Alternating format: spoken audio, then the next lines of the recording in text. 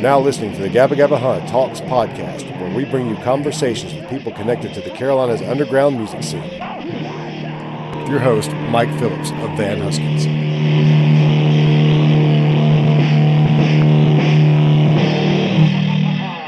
What was dude's name in Al in the Naked Gun shows?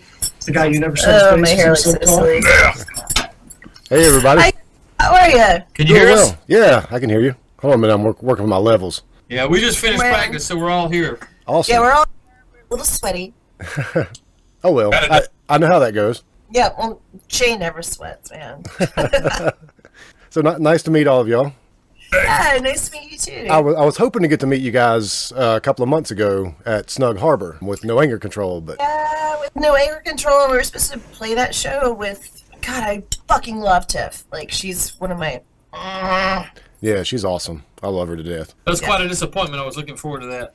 But there'll be shows sometime down the road. Hopefully. So they say. Yeah.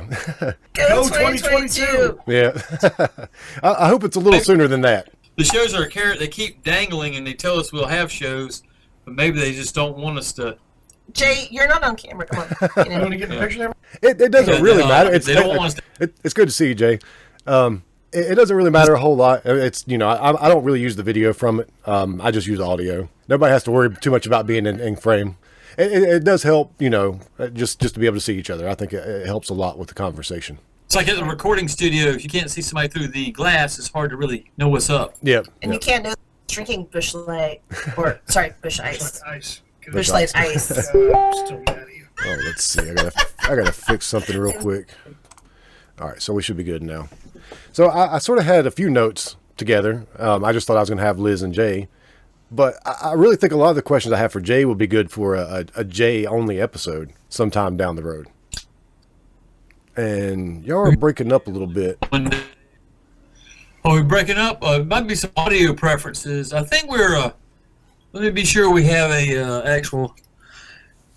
Yeah, we have a landline connection here, so you wouldn't think it'd break up that much. Okay, and I think sure that it is. Everything's good on my end. It's frozen again. The Wi-Fi on. Yeah. He's back now. It looks like what's happening is this. We're supposed to be on the Cat 5, but it looks like it's on Wi-Fi instead. Oh, okay. And every now and then it seems like it's going to work really well, and then all of a sudden it freezes back up. Yeah, that's because it's on the Wi-Fi. Can you fix that? Even if I need to.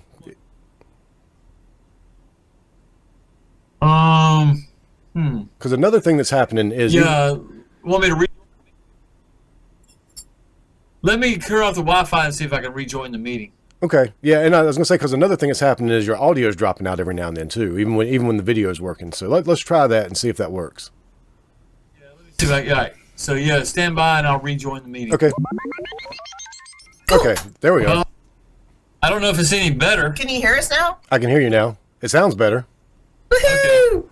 Okay. I wasn't able to get back to the landline, so we'll just have to continue, I guess. Okay. Hopefully everything will go well. Yeah, cool. So I'm talking to Brandy and the Butcher, and I honestly didn't think I'd have the whole band, so that's pretty cool. But I want to get you to kind of go around the room and you know, say who you are and what you do in the band, and then we'll just kind of go from there. Well, we'll start with me, because I'm Liz. Yep. And, yeah, now we're going over to Roger. I'm Roger Shattuck. I play bass and sing some backups. I'm also the merch guy, so if you want any of our snazzy merch, I'm the guy. How you doing, Roger? Kevin walked outside because he had better things to do, I guess. Kevin's our drummer. He doesn't have time for us, but it's cool. Okay. He was. Yeah, I'm the guitar player. Jay. And the volume, for some reason, still keeps dropping out every now and then, so we'll see how that goes, too. All right. Fingers crossed. It's okay. Yeah. Okay. I teach Zoom meetings, and I usually have no problems when I go landline, but definitely the Wi-Fi version here is real dicey. I love the band. I love the sound. It's kind of fresh and different, but still sounds a little bit retro in a way. I can't really quite put my finger on that. but it sounds like something you've heard before, but not like something you've heard before at the same time. And I love it. I really like your voice too, Liz. It's really fresh and unique. I'm really curious because someone like you that listens to a lot of music, you know, we're playing music that makes us like happy and makes us fucking want to shake our asses. But to someone listening, you know, I think it could seem a little retro, like it could seem a little like throwback a little bit. But I'm curious, like your thoughts on it. Well, it's like I said, it's got a fresh sound, but you know, I hear elements of stuff like it's punk, but it also has elements of stuff like the Pretenders in it, which is not that different from punk, really. And I guess that's where I get the retro sound from. It has like sort of maybe an 80s vibe to it, but still like punk rock and garagey, very garagey. And you guys are frozen up again. I have been for a few seconds now. So if you can hear me, you're still frozen. I've got an idea. Hold on a second.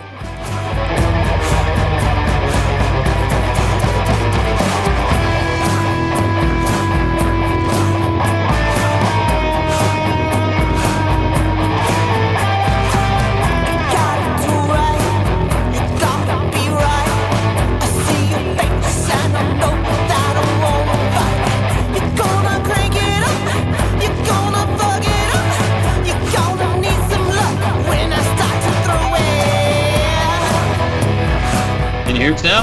Yeah. Different machine, different platform. Cool deal. I think that's going to work better. And it might be, it's probably a combination. So where'd we leave off, you think? We should probably start over, don't you think? Yeah, we could sort of start over.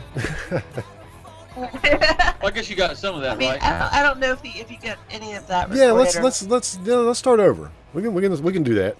Yeah. So what we'll do is I'll use some of that, but I'll also bridge it with some of this and leave some of this in here, like the technical difficulty part, because I like leaving in some background stuff in the podcast. So yeah, let's talk about how, again, if you just want to tell the story again about how Brandy and the Butcher got started. You got started in, you said about 2018, and just sort of tell that story again. And that way, if there's anything where the audio dodged out a couple of times, it dropped out, I won't have to worry about that now. Okay, so yeah, like Kevin and I, we had played in a band called Confederate Fagg, and that was kind of a band that, you know, ran its course by, I don't know, something like, maybe 03, something like that. But anyway, so he went into the Army just as a career. He'd had some time in earlier, and so he wanted to finish up. And we played in a rockabilly band the whole time he was in the Army. But we were talking about when he got out of the Army, we were actually going to put a different band together, me and him and whoever else. Yeah. Just been on the back burner for like 10 years. Okay. Talking about doing it. We hadn't written songs or anything. We would just drink and we say, yeah, when I get out of the Army, we're going to start this new band. So we just took it as the truth, you know. And then he got out of the Army, but then he had to do some vacation and things like that. I'm like, come on, man, let's get going here. Time's a wasting. And then he said, there's a friend of mine that just also retired from, he played music with in the Army. Kevin was an Army musician, as is Roger, or was Roger. They served together at some point. That's how he knew Roger. Yeah. That's how we played with him. So we got together and started playing, and I, I'm thinking, oh, Army musician, they do cover songs and jazz and stuff. But then we started talking about the Stooges, and he told how the Stooges was like his favorite band. So I said, well, this could definitely work out. Oh yeah. So, that's why Earthquake, our first song, sounds kind of like a Stooges song, because I did it kind of just because of that. Yeah. It's kind of a Stooges-y thing. I think we had a couple of people that were thinking about asking to try out to sing, and Liz was on that list of people we were kind of throwing around, but none of them really seemed that promising. Liz having. I was the only girl, by the way. Yeah. Yeah, it was the only girl for sure. But the main thing with Liz is she hadn't sang for a while, so we just kind of let her kind of feel it out and do her own thing. So it took a few practices for her to really hit its stride, for where she was really, comfortable. Yeah, comfortable, and like Earthquake was our first song. So when we came to the studio, I recorded everything, of course, because we don't have any money to pay anybody else to. Yeah. And I do. But I just let her sing the song over and over and over and over, just to kind of just feel it out and get used to singing and recording and stuff like that. Yeah, I didn't even care when we got a good Can I just take. tell you like how nervous I was? Having not been in a studio for 15 years. Yeah. Like, it was crazy to me. Like, having like headphones on completely like threw me off. Yeah. I I don't know. We figured it out. Well, I think you made a great choice with Liz because I love her voice with your music, and also the scene needs more female representation. There's just not enough women in the scene, and I like to see that. And it's good to hear, especially when it works as well as it works with you guys. Thank you. Yeah. So I don't know if we left off with the where you want to go with the Brandy and the Butcher story, or We just just as usual, we tried to get enough songs to get our first gig, and we started playing. And of course, our songs at first were.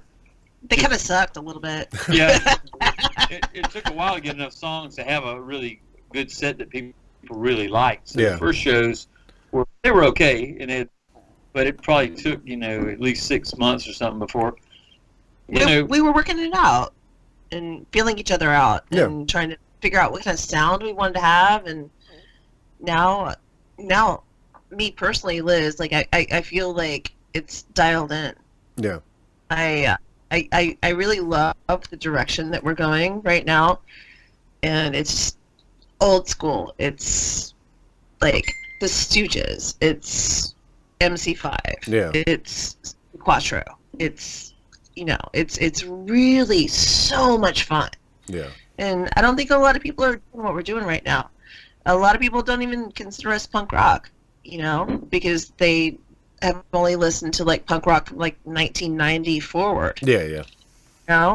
I really want people to like deep dive into like the places that we come from. Yeah, because your music it's garagey, but it's punk rock. I was saying that earlier, and I don't know how much of that y'all heard. But it's very like garagey, like the Stooges would, like you said.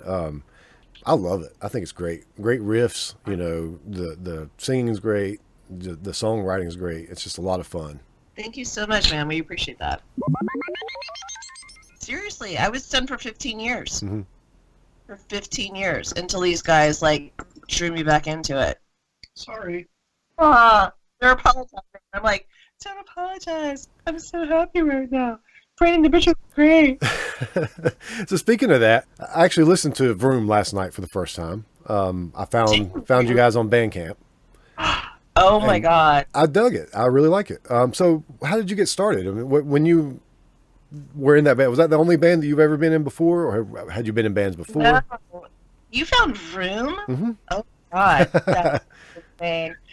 Okay, so I was living in Athens, Georgia. I went to UGA, and I started there in '91. Got in pretty quickly with like people that were like playing music and whatnot, and I knew I had like zero talent. Like I was completely just wanting to be involved. So I started working at Elixir Consortium, which was an analog tape studio, and we recorded a lot of sub pop bands. Okay. And I helped scrub the studio and get the bands like their water and shit like that. Yeah. My roommate one day like heard me singing in the shower, and he was like, "What the fuck? Like you can actually like carry a tune?" And I'm like, "Ugh, I don't know what you're talking about. Fuck you, whatever." So we ended up forming a band called the Candy Necklace, and we just did house shows in Athens. Okay. It was Van Morrison and Kara. Kara actually was kind of famous. Kara did all of the cello parts on the Nirvana records. Yeah. So like Heart Shaped Box and all of that. Yeah. She dated that fucking prick from Chicago for a long time. Fill in the blank. Anyway, yeah, but I just ended up in this like house band with all these amazing musicians, and I just had like a box of things that like made noise, and I sang back up. Yeah. And then moved to Charleston, and I was in a bar, which I do sometimes. Yeah. You're doing it now. Yeah. I am not in a bar right now. I'm just fuck you. Anyway, so hanging out with these couple of guys that were in a band, and that was Vroom. Hey, wait, it's what you know. It's what you see in your head. It's how you feel when you're not dead. It's everything that you are so far, so far, so far, far, far in. Yes, you are mine, yes, you are mine. My sugar and spice, my sugar so sweet, girl. Don't you walk, don't you run, don't you scream so loud. You throw that book at me, girl.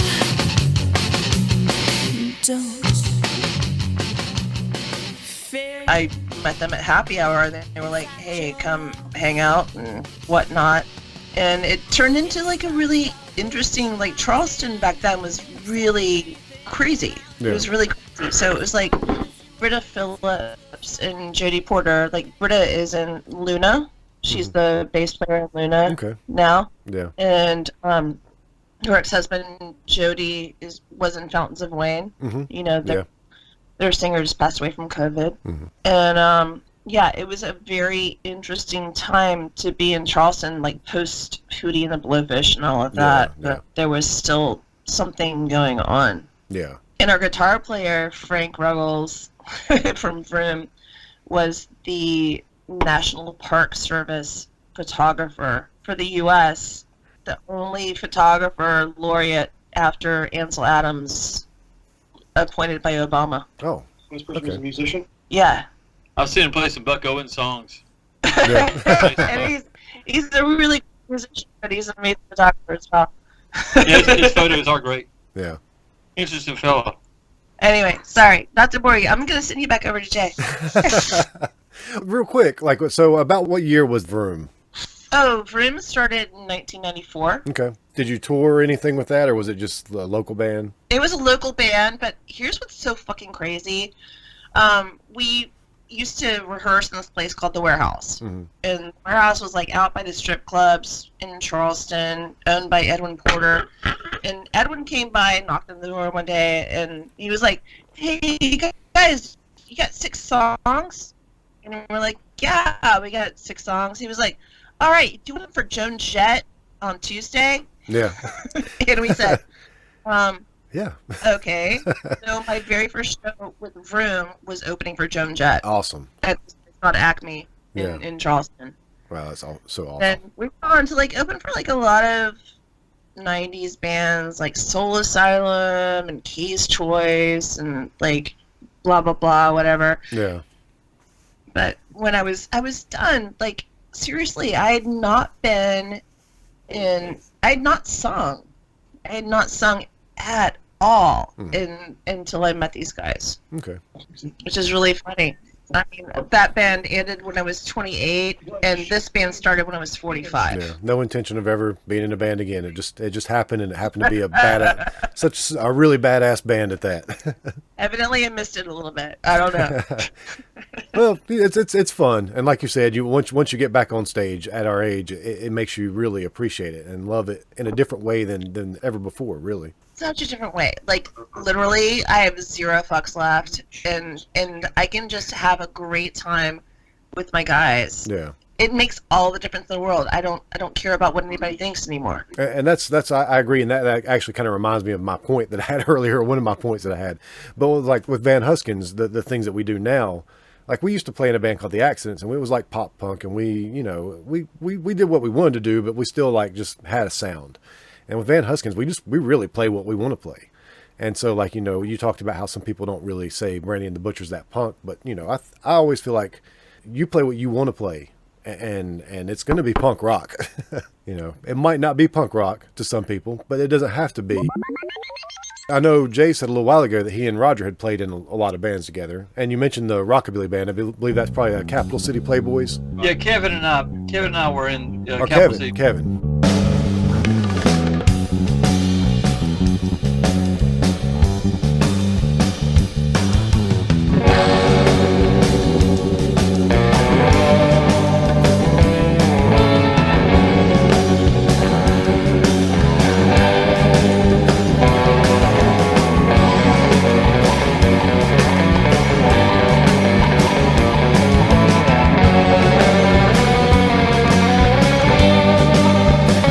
band's pretty much done, but we'll probably at some point in the future. No, you're playing at the fucking. Yeah. Well, they're playing at the Rock and Roll Hall of Fame. Rock and Roll Hall of Fame But- in October. But it's not like it's a really good gig. It's a kind of a shitty gig. Oh. But it is at the Rock and Roll Hall of Fame, so Well, that's how you you're- look at it. You're honest about it. We kind of consider it a shitty gig, but we're going up there because they got casinos and alcohol. Yeah. Yes, they get to play at the Rock and Roll Hall of Fame, and I get to stay home. I'm not bitter.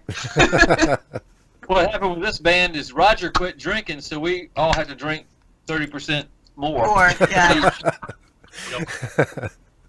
I think that Yeah. happens with Van Huskins sometimes because Eric quit drinking, and I know Ben drinks like 30% more for him. I don't know about me, but There's another 10% floating somewhere. Yeah. No, we got a little bit for everybody. yeah.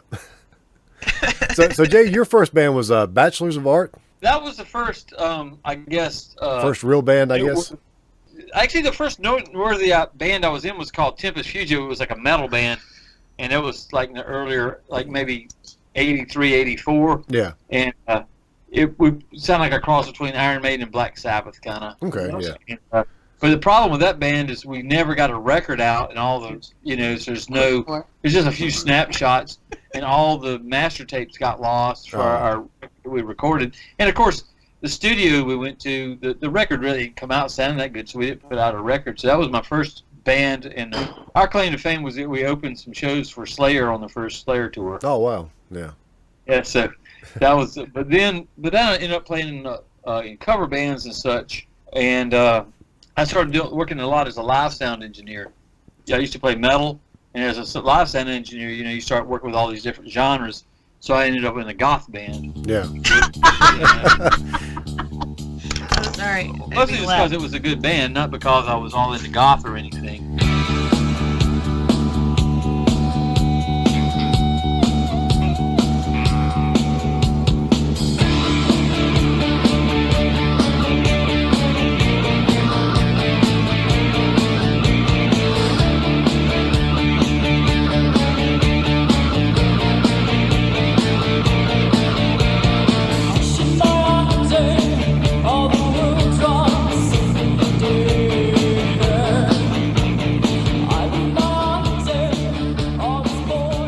Good band, and I've done sound for him. And Dave, that actually works here at the jam room, his brother's a guitar player, so we had a lot of commonality with the whole thing. But anyway, yeah, that was my first thing that I did that was of any, I guess, importance. We put out a record that was popular. Yeah. We were very popular locally for a while. And then, after that, I kind of really didn't do a whole lot for a while because then with the studio, I was just recording so many bands. Yeah. I really wasn't playing very much except for this Sabbath tribute band that I would play in occasionally. And I'm a bass player, so I didn't really play guitar back then. I kind of just started playing guitar. He plays guitar now. Yeah. That Confederate Fagg thing was just an anomaly. And I kind of learned how to play guitar to play in that band. And now, Kevin and I had such a good time doing that. We should, figure we should continue. Yeah. So you mentioned Confederate Fagg, and that was one band I didn't know how much you might want to talk about them. I don't know, some people might not take it the right way or take it their own way. I think it's an awesome band, first of all, because I love that style of music. But I also dig what you guys were doing and putting out there.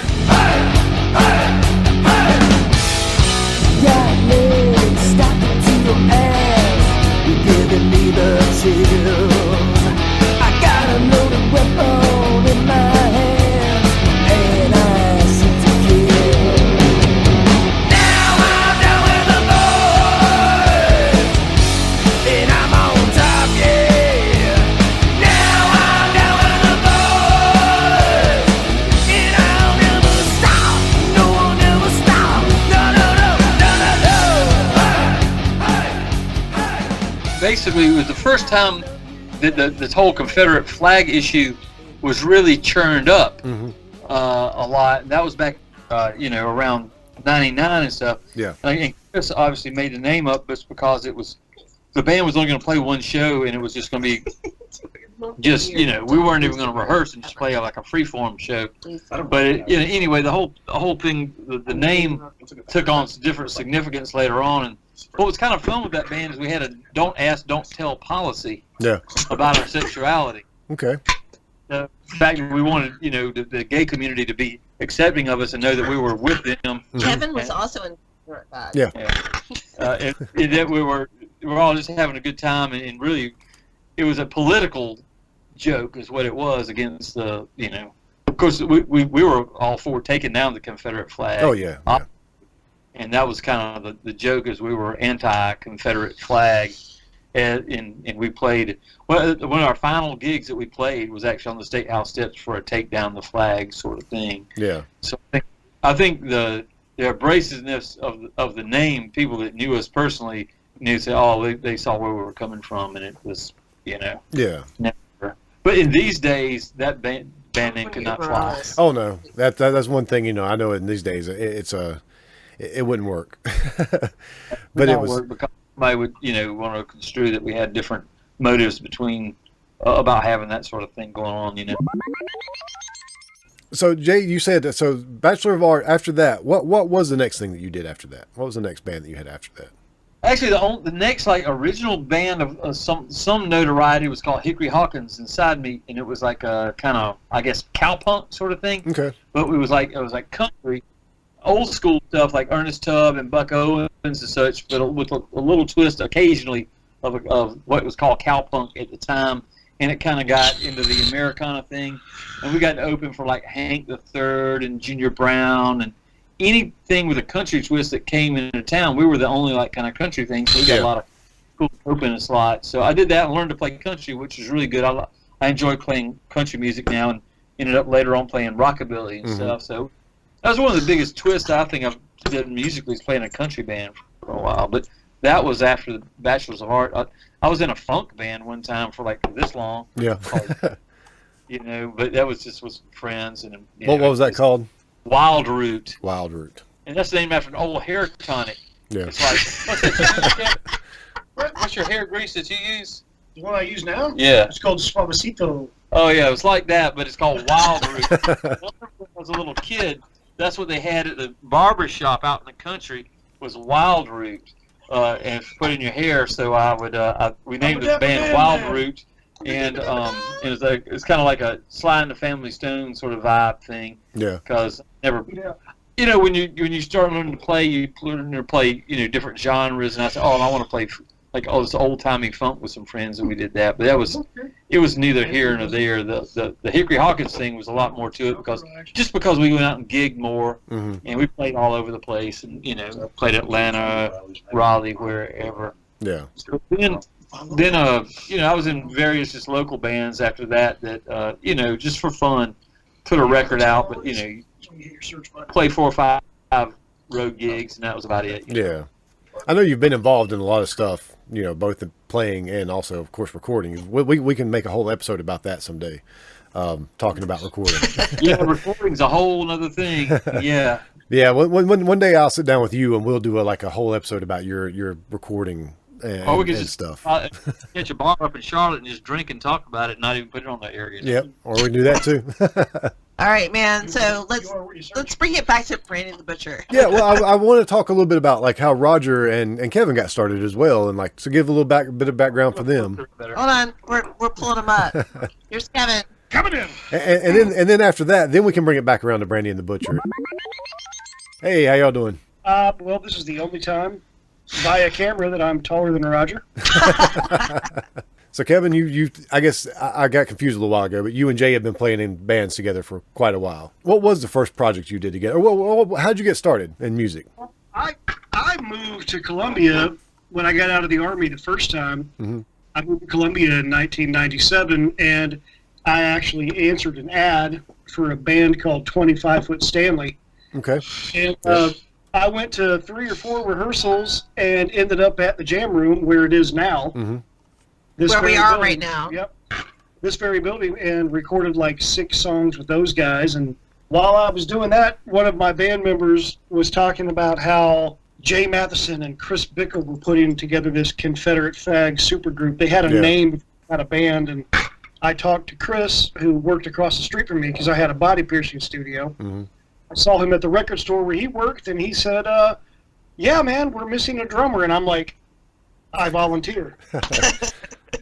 And that's how I got over here, and I met Jay for the first time. And we did Confederate Fagg from 99 to 2003 loosely, and then I went back in the Army. While I was in the Army, I transferred to the band field, like actually playing drums for the Army. And in 2010, I was stationed here.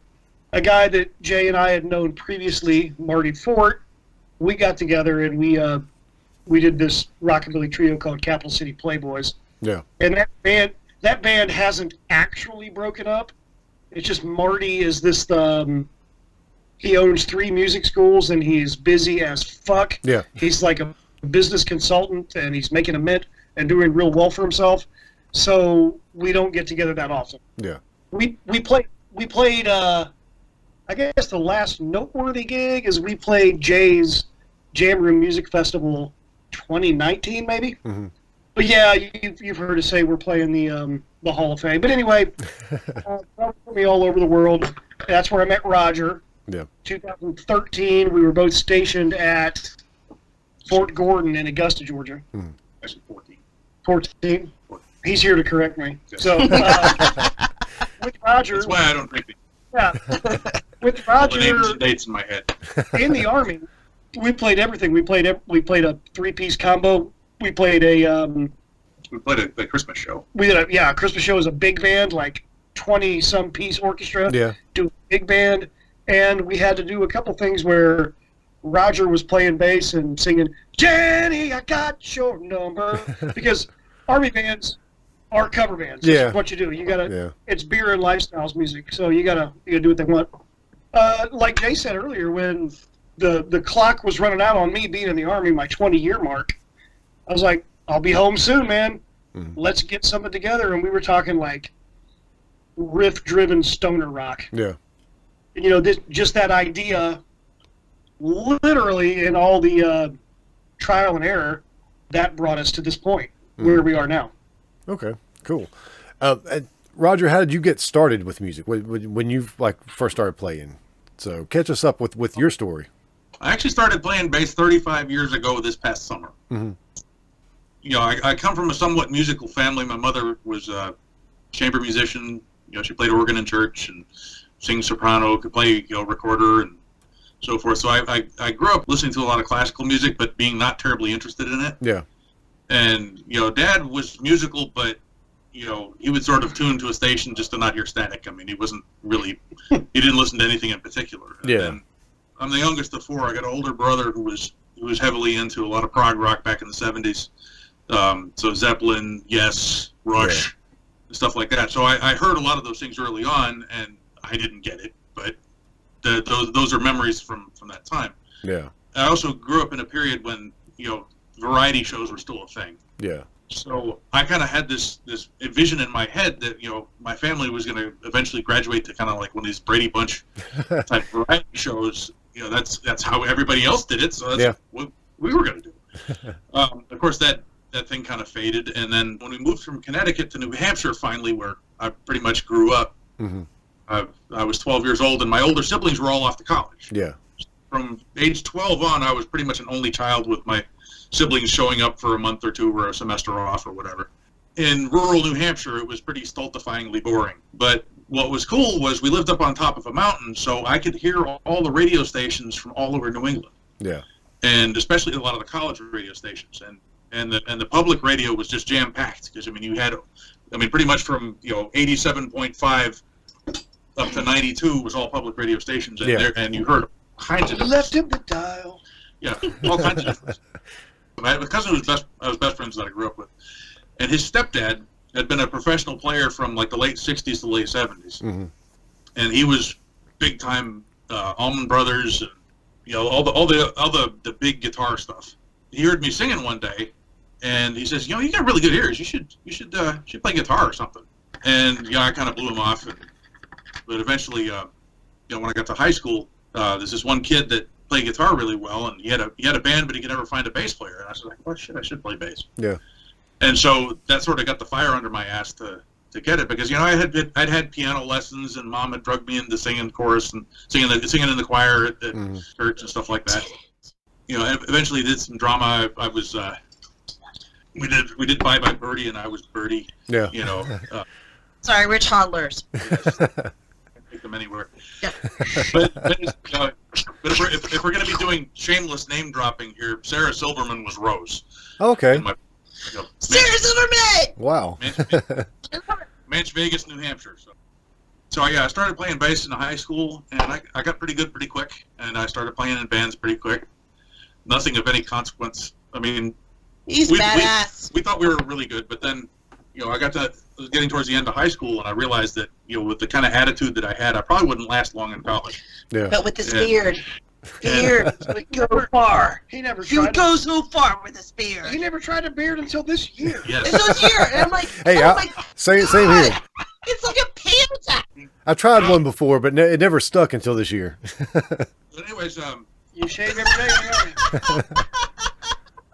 All right, time to anyways, wrap it up. you get to talk all night. I'm talking now. Anyways, short story long.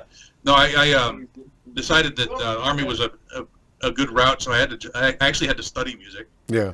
Hooked up with a couple of really good jazz guys up in New Hampshire, and managed to tap dance my way into the Army. I really had no business being in the Army band field, but I somehow managed to get the job. Yeah. And I did that for 5 years, and they sent me to Fort Hood, Texas, and that was miserable. So I got out in 95 for a couple of years, and I played with a band called Cranium, and we put out one CD.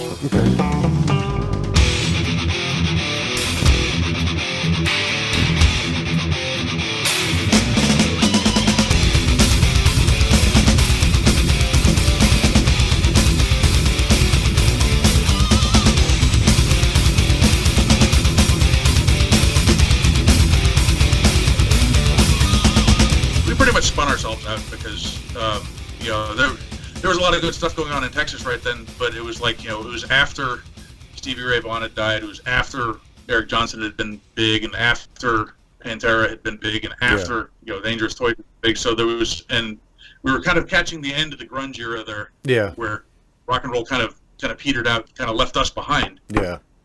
And then the other three members of the band married, and we're popping out kids, and I'm just like, man, we're not going to be able to go on tour. This isn't going to happen. Yeah. After a downward spiraling series of jobs, I decided the Army wasn't so bad, so I went back in. What are you up to, 1992 now?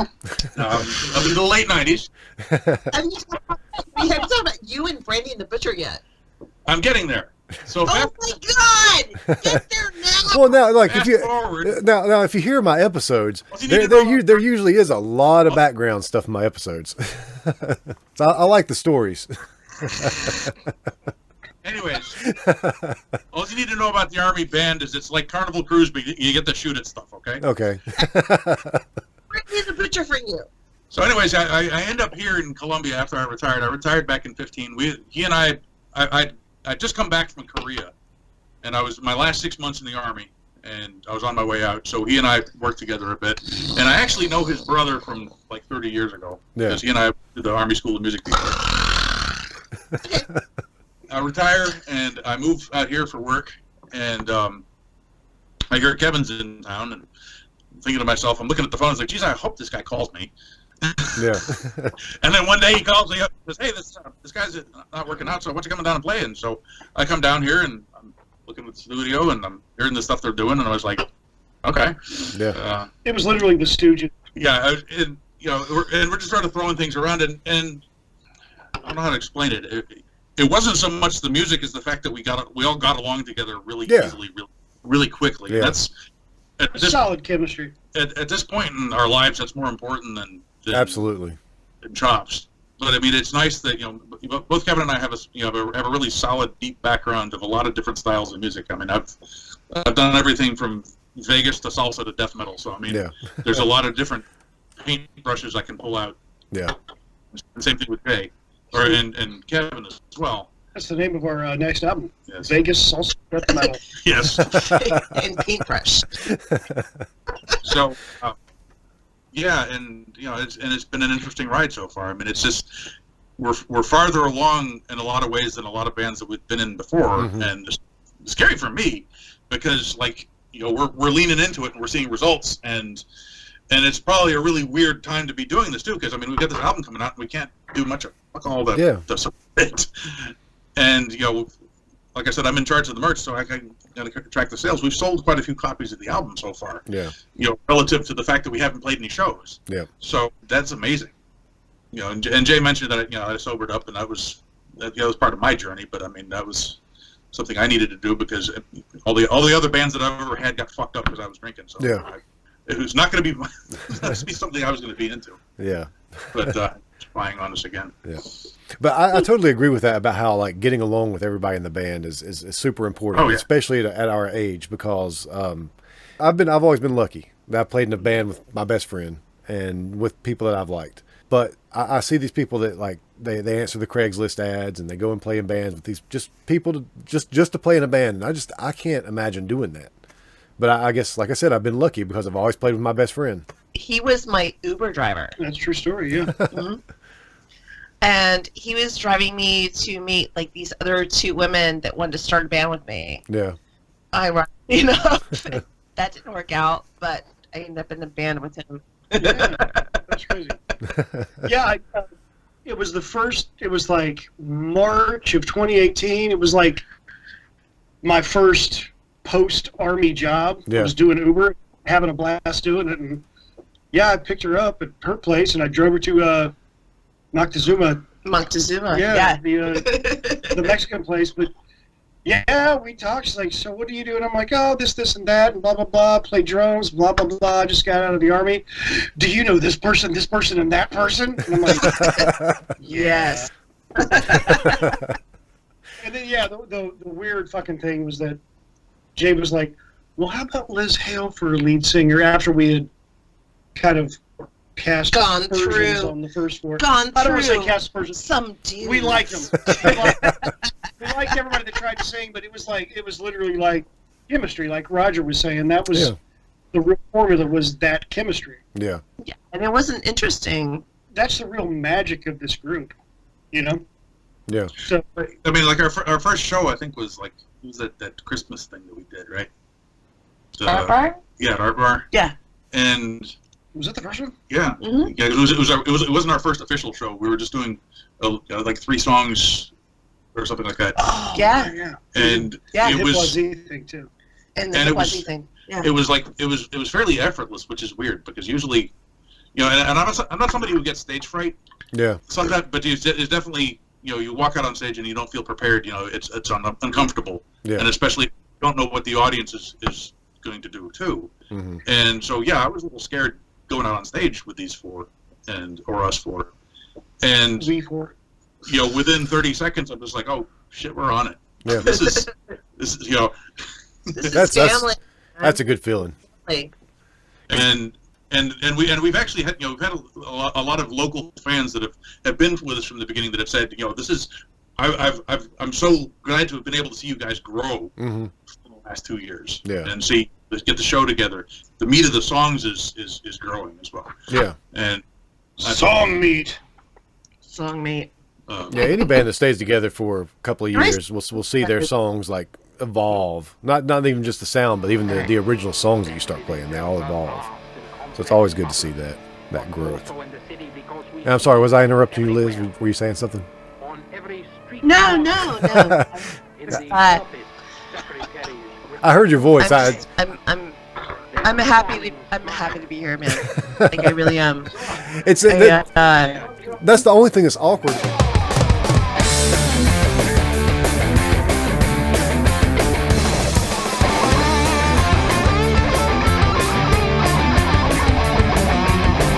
Don't take me out. I'm going across this moat. Following the shotguns, chasing all the high school love. Your love is following.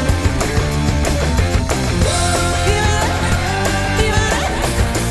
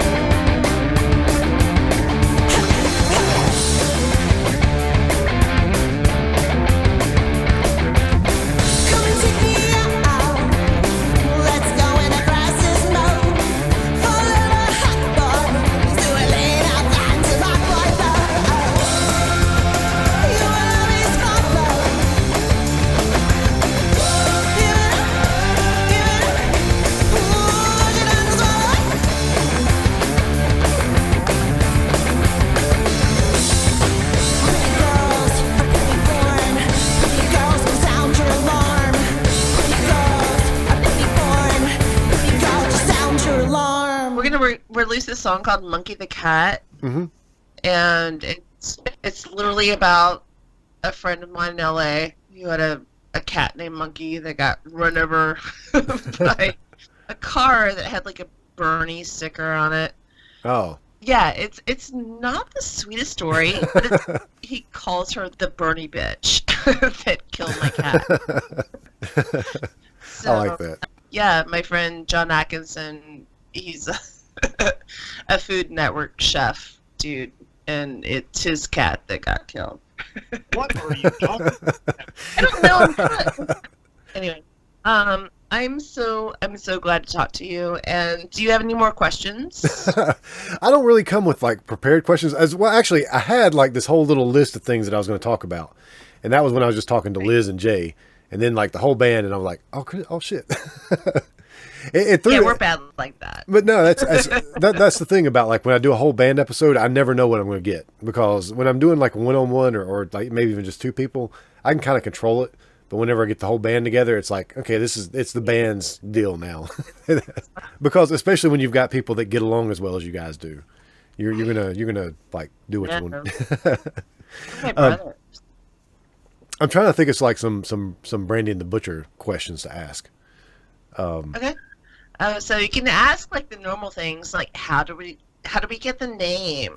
Oh yeah, And that is what a good does the question. name That's- And Liz, I'm glad you said that, because that's the one question that I always forget to ask, and I don't know why. I always forget to ask that question. I'll be like editing the episode and be like, why didn't I ask him where the name came from? So where did the name come from? So the name, I am a big fan of alliteration. Mhm. I love words. I love alliteration. Yeah. And I love bees. And I was getting a pedicure. Mhm. And I was writing down all these names, because what they didn't tell you was the name of the band was Casual Labor. Okay. Brandy and the Butcher is much better. Not good. I was like, fuck that. I'm not going to be in a band called Casual Labor, because, like, as a woman, there's no such thing. So I just started writing things down, and I was like, comfy cozy, like, super happy. And at one point in my life, I was a butcher. Okay. I really was a butcher. I could take down sides of beef. I probably still could now. Yeah. And I was thinking about band names, and I came up with like a bunch and took them to the band, and I got to Brandy and the Butcher, and they were like, that's the band name. Yeah. It was our homework assignment to come up with band names. Yeah. And none of the rest of us could come up with anything. And because we really couldn't, I couldn't think of what would be a good name for what we were doing. Yeah. That was the first thing she said, was Brandy and the Butcher. It was like the third, Yeah, honestly. Third. but when she said it, we all kind of sat up in our chairs and were like, You did. and she Yeah, wait. and That's she, it! No, That's it! Yeah, but no, but you were like, you kept on reading and we're like, no, what's up with this butcher thing? And then she explained about how she'd been at the manicure that day, and the manicure had been beating the hell out of her, and her friend Brandy called. Yeah. And hang on, Brandy, I'm getting butchered. So yeah, there's multiple layers to the story, Yeah. There is. which is fun. Band names, I've talked about this on the podcast before too. Band names kind of suck. I mean, just in general, you've just got to find something that works and that nobody else has. Seriously, my last band was Vroom. Come on, seriously? Like, can't we do better than that? Like, I really wanted something that evoked something. And when we, like, play out, people call me Brandy all the time. I figured which is that. so funny to me, because I look at them and I go, I'm the butcher. Literally, you were the butcher. Literally, I was the butcher, and I am the butcher. You know, it cracks my shit up that people just assume that I'm Brandy Yeah. because I'm the woman in the band.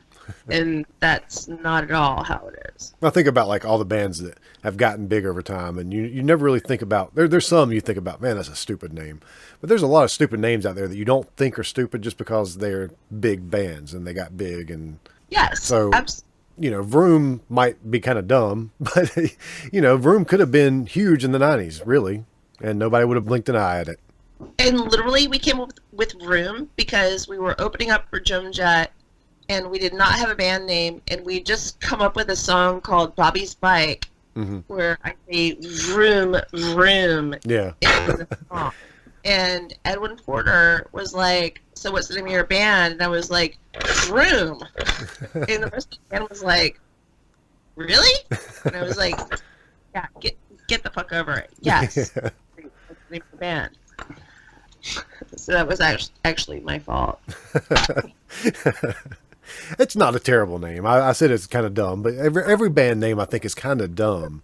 But sure, like I could have come up with something better, honestly. I think it's a great. I think that's a great name, and your bandmates agree with that too. So does it ever get intimidating being in a band with somebody like Jay that's been like worked with so many people and been in so many different projects himself? No.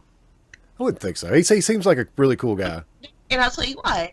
It's encouraging to be in a band with someone who actually knows what the fuck they're doing. Oh yeah, yeah. And it actually gives me comfort that I can play a lot more. Mm-hmm. And it's the same with all the guys in the band.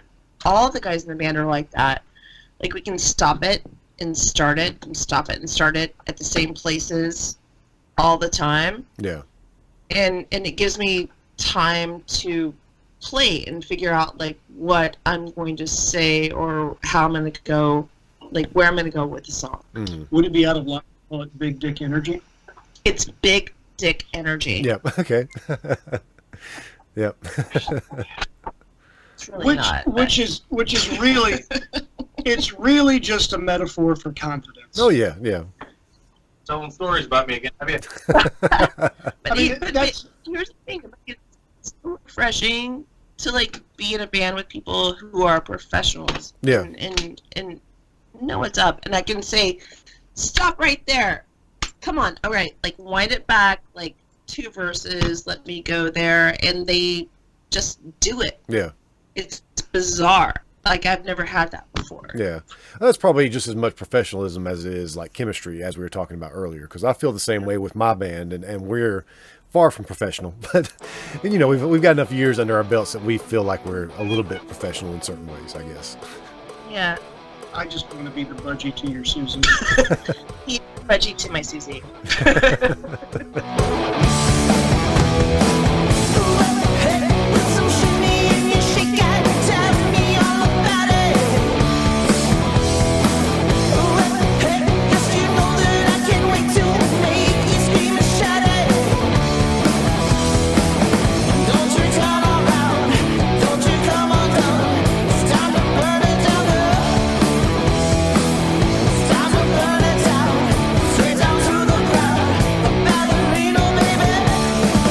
So you've got a new album coming out, and you've already recorded, you've got a 7-inch, you've released a lot of stuff, I guess, digitally. So there's a handful of songs out there, but you've got a new album coming out. How many songs are going to be on the album? It's called Dick Circus. Okay, so there's 10 songs on the record, and these are the songs that we've written, like, since we started, which is really kind of fun for me, because they're not even, like, songs that we necessarily play live, when we could play live, like, pre-corona. Yeah. That we sort of like put in the bank, but we had rehearsal tonight and played a couple of them, and I was like, damn, I forgot how much I really still like those songs. Yeah. Those are still pretty solid, and they're on the record. Jay, do you have something to say? well, the record was supposed to come out months ago. The pressing plan, everything's ran behind. Oh yeah, yeah. So what we did is we, since we couldn't put our record out, we actually put out that an extra digital single out.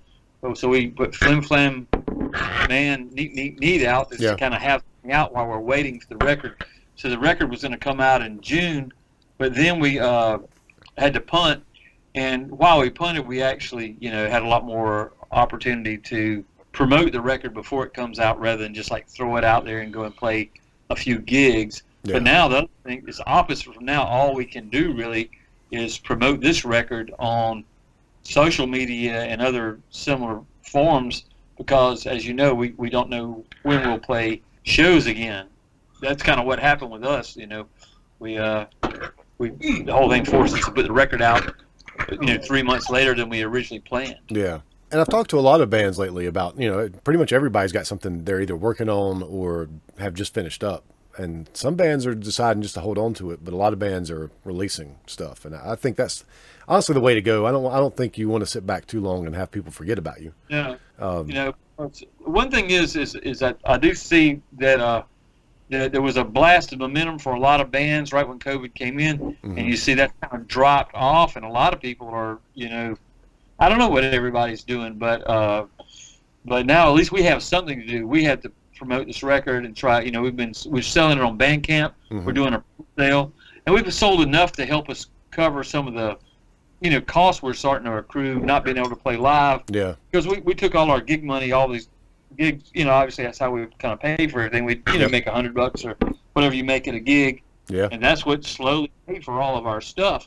And now there is no income, and we're starting to go into the red. So we're hoping to sell enough on Bandcamp so we're not just constantly coming out of pocket for all this. But anyway, that's the whole thing. And the record's coming out. We'll ship them around. The 21st is to release the Bandcamp things. We've got pretty much everything in hand, so we'll probably start shipping in a few days ahead of the 21st. But that's our main focus now, is just to try to pre-sell as many records as we can. Yeah, and long story short, the record is really great. Yeah. And the art is fantastic.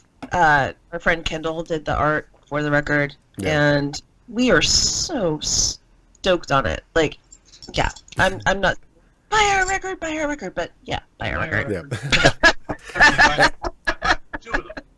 Yeah.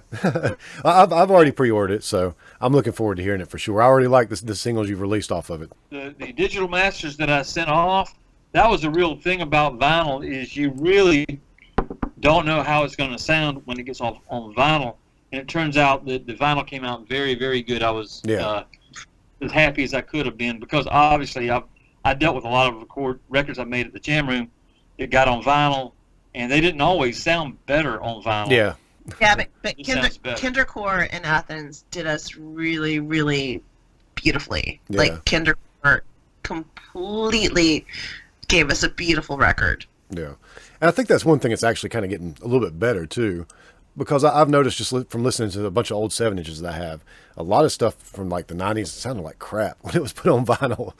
But and I guess people just didn't get it mastered right or something. I don't know what was going on, but there was a place called United, and they were famous for all the punk records back in the 90s. Mm-hmm. Everybody would go there. I think they were out of Nashville, and United was super cheap, but they also were super cheap. You know what I mean? Yeah. So, a lot of punk records that came out, the masters weren't really that good, but they were all on budget. So I think that's why a lot of 90s punk records, 7-inches, didn't sound so great. Yeah. Another thing that happens is people try to put too much on the 7-inch, and only so much energy on the side of a record.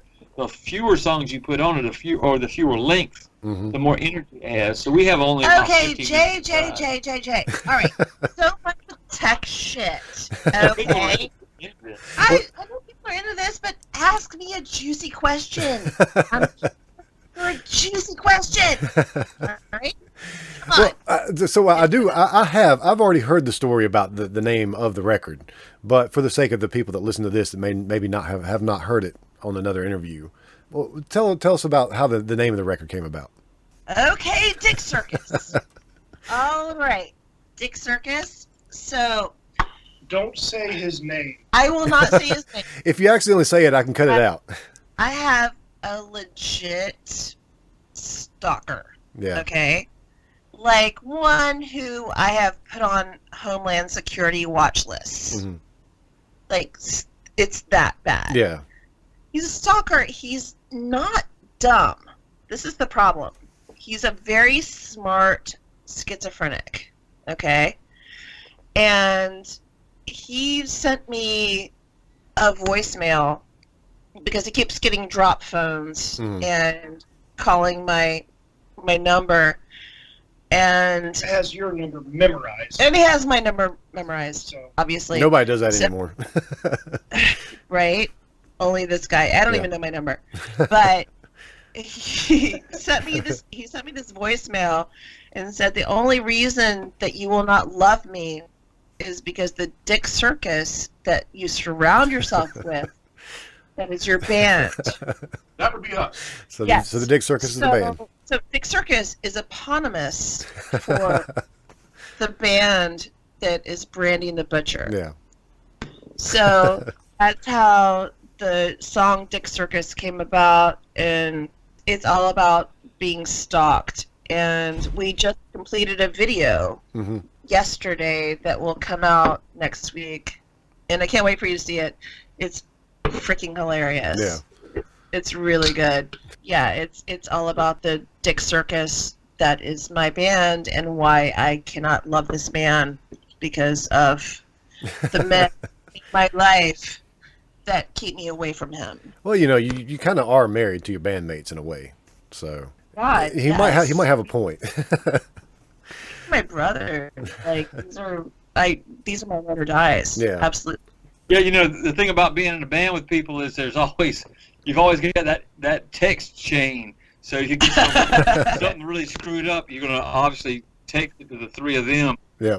Oh, and we're so hilarious. Like I start getting like texts at 7:00 in the morning. Like we are like the most punk band on the face of the planet because we're all up at like 7:00 in the morning, like drinking our coffee and like eating melon. I mean, except for Roger, but the rest of us are like, "Hey, what's going on? How are you doing? Oh man, what's going on today?" Like, it's really completely fucking hilarious. Yeah. Luckily, my bandmates aren't quite like that, so we do get our text chains going, but they usually happen a lot later because nobody really wants to talk first thing in the morning. We're probably slightly older than you guys are. Like we wake up much earlier. This is the other thing that's really funny about Brandy and Butcher. Like the youngest person in this band is 47 years old. Yeah. Well, me and Eric are 46, and Ben is 39. I think he'll be 40 this year or next year. But yeah. I get up a lot earlier than I used to now. I also go to bed a lot later. So I'm getting to the that older age where I don't get as much sleep and get up early now. But still, I don't want to hear from Ben and Eric first thing in the morning. Yeah, no shit. I mean, it's really funny. Like this is the craziest thing is like being in. I never thought I'd be in a band at 47 years old. Mm-hmm. I really did not. And the thing is like it's been the most rewarding. Yeah. And the easiest, honestly, because I have 0 fucks left. Yeah. When you I get to be agree. my age, like you literally have 0 fucks left, and it's great. Like I love it when I look out, and obviously we're not playing shows anymore, but when we did, I would look out and I see like all these like 22-year-old women. Mm-hmm. Looking back at me and just like getting off on the music, it made me so fucking happy because I wanted to grab them and say, "Hey, guess what? It's not over until it's fucking over." Yeah, I agree with that, and I think like I appreciate it a lot more now than I did 25 years ago when we started. But at that point, I actually hoped that I would still play at this age. But there was a point in my life where I didn't know if I'd play again. I was just kind of done with it for a little bit, and then it came back, and I love it so much more these days. Plug the video. I just asked Jay to plug the video. Well, our video is coming out. Basically, we have a PR guy that helps us with the PR for the record, and we just let him know that our video is finished.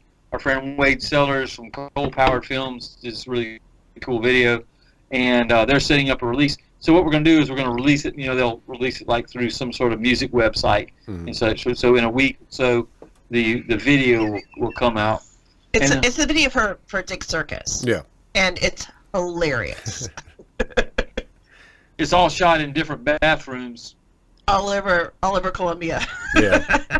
So what bathroom fell through, and so Kevin had just shot his bathroom scene and he left. So Wade, the videographer, and I were standing around outside of this high school that Kevin had shot his in, and we just started peeling off different things. I said, what about ball fields? So we went to this old raggedy ass, like 80-year-old little league ball field, and the gate was open, and sure enough we went in there and the bathroom was open. It was hot as fuck in there because, you know, it's just it was made in the 60s or the 50s or something, you know. So that's why I shot mine in this hot ass little league field, bathrooms But all Jay looks rusted. really, really good in that hot ass league. Look, props to Wade, our videographer. I mean, I had to jump around and everything, but with Wade being over that hot ass bathroom for 30 minutes at least, shooting my part of the video. Yeah. So I hope that's gonna drop next week. We'll see. Let's just say drop. Hopefully that's gonna. I say like that all the next week. time. I say that all the time, and I sometimes cringe when I do, but I've gotten used to it.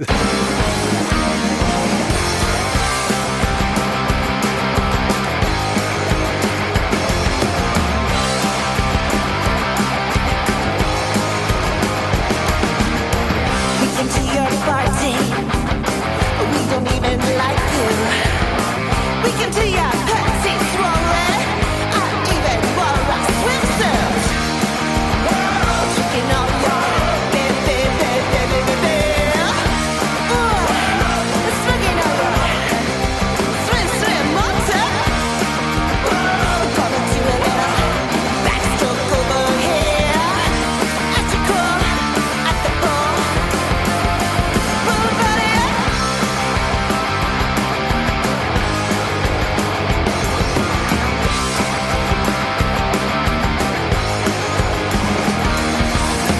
We came to your party, but we don't even like you. We came to your dirty swollen. I even wore a swimsuit. Drinking all your baby. Swinging all your swim motor. Gonna do a little breaststroke over here.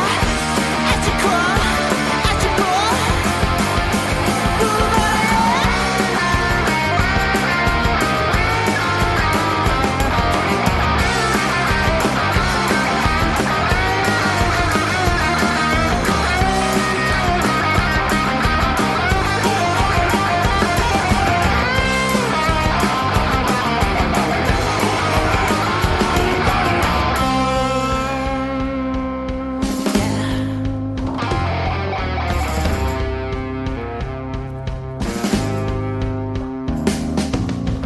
You called us freaks. Did you even think we would come to your party just to say, you called us freaks? Did you even think we would come to your party just to say, well, fuck you? I'm drinking all your baby. You're swinging all your swim motor. Gonna do a little backstroke over here. At your core, at the core. Move body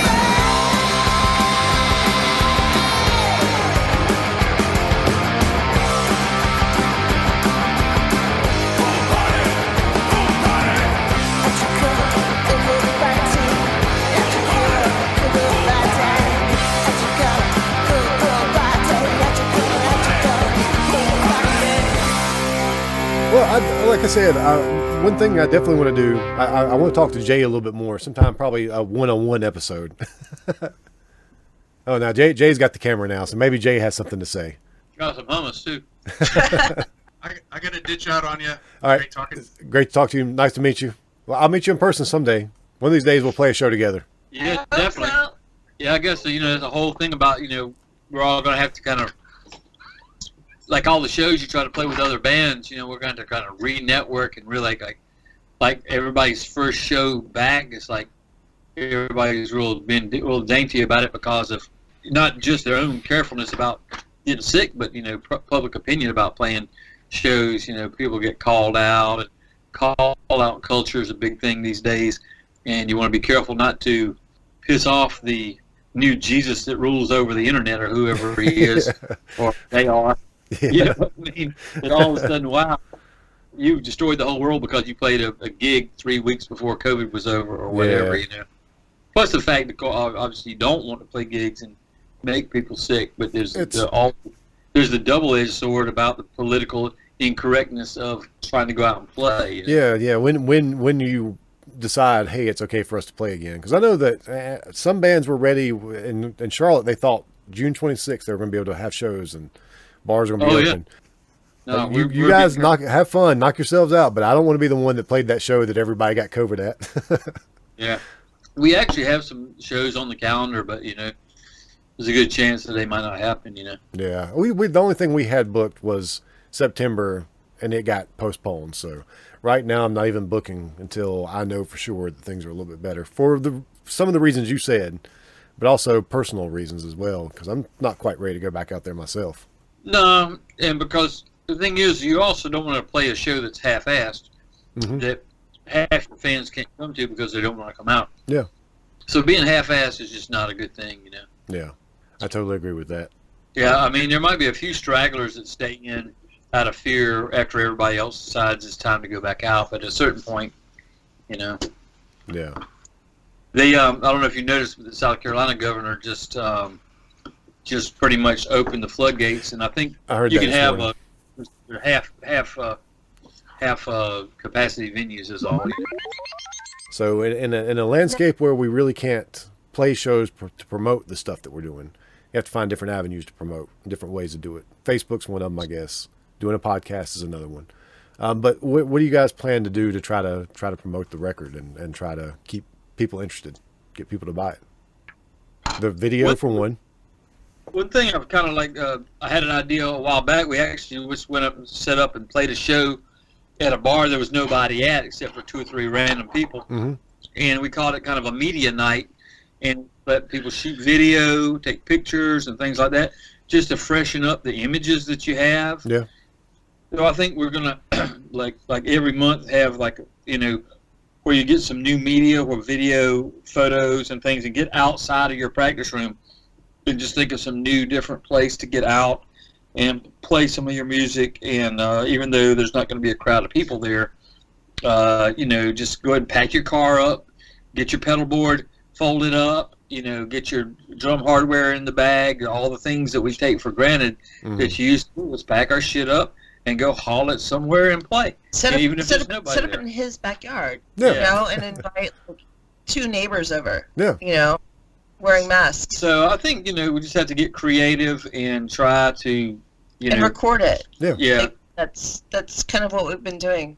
Yeah, we got together. We were at my house the other night. We just had a little kiddie pool, and we all took pictures in the kiddie pool and we're jumping around. And you can see some of those already on Instagram and such. So, and people are looking at it. It's like, wow, these guys have still got some juice. They're still out there, being crazy asses and interesting. And there was that big blast of people trying to do live streaming things back in April or whatever. Yeah. Everybody live streaming. We did a couple, but You did a couple, and they were good. I enjoyed them. I thought you guys did a really good job with them. yeah. Yeah, but at a certain point, it's like you don't want to do more and more of the Exactly. same. Yeah. Because it's not like we're writing tons of songs. We're still, trying to get this other record out and slowly working But on we've some other written songs. 2 songs in the past month. Oh yeah. Yeah. So we're still writing. We're still being proactive. This has been a Gabba Gabba Hunt media production.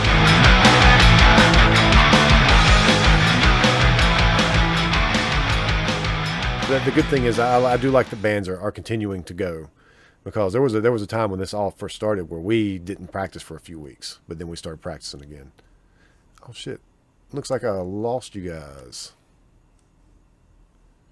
Oh, there it's coming back. Okay, it's I lost it for a second. Anyway, so I'm just glad that you guys are still doing it, still writing new music, because you got a record that's coming out, but you're still writing new music, so whenever this is all over with, you can put out another record or a 7-inch or whatever. God, wait for you to hear like the new songs. The new songs make me so happy. Like they're so on point for us. Yeah. You know, as much as I love the record, like it's where we started. Mhm. Like there were songs that we wrote like a year ago, and when we're still like figuring shit out. Yeah. And the songs right now that we're writing like make so much sense. Like I want to shake my ass. Yeah. That's all. I love that. I love when the band feels that way because that's the way I feel these days. Every time we put something out, I'm like, oh man, this is so badass. And then we immediately start writing new songs. I'm like, oh, but this stuff's so much better. And as long as you keep doing that, you're going to keep putting out better stuff. So that's awesome. Exactly. And that's growth. I mean, we've only been together for 2 years, and half of the songs on the record were written in the first year. Yeah. You know, it's you know how it goes. Yeah. Like the record is really fun, and it's going to be a time and place for us. Mhm. But the next one is going to be fucking insane. Awesome. All right. Did any of you have anything else you wanted to add? Roger's gone. Kevin, do you have anything to add? Jay, do you have anything to add? No, nothing, man. It was a lot of fun. Thanks for doing the show, man. I think it's really awesome. Thank you very much. And like I said, Jay, I definitely want to sit down with you in the future because we got a lot of stuff we can talk about. Yeah, you do. And maybe one of these days, Van Huskins will come down there and record a couple of songs down at Jammer Room. I think that'd be a lot of fun. Yeah, come record. Yeah, you know, I see all these Charlotte bands, you know, doing old school punk and really cool music. So I don't think I've recorded any Charlotte bands in the longest time, you know. Well, we'll I make call you not exactly Charlotte, but, you know, close enough, right? we're a Charlotte band, basically. Yeah. So, yeah, we'll but we'll make that happen. I'd definitely love to find some, you know, because really the scene you guys got going on up there is very cool. There's a lot of good bands, and you know, we're stoked to, you know, head back up there and play with you guys and several other bands we've met up there, you know. Yeah, I think we want to try to bridge the gap between Charlotte and Columbia a little bit more. I think that'd be a lot of fun.